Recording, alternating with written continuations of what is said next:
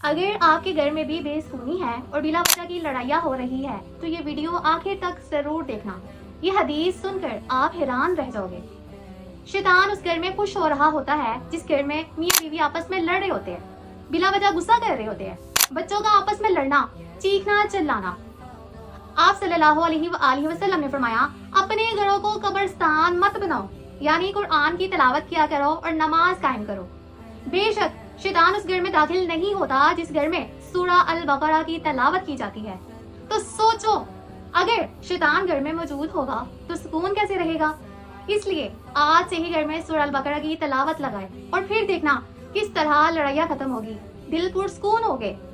इस वीडियो को ज्यादा से ज्यादा लोगों तक शेयर करो अगर आप सल्लल्लाहु अलैहि वसल्लम की इस हदीस से मोहब्बत रखते हैं, और इस वीडियो को उन लोगों तक लाजमी शेयर करना जिनके घरों से सुकून खत्म हो चुका है।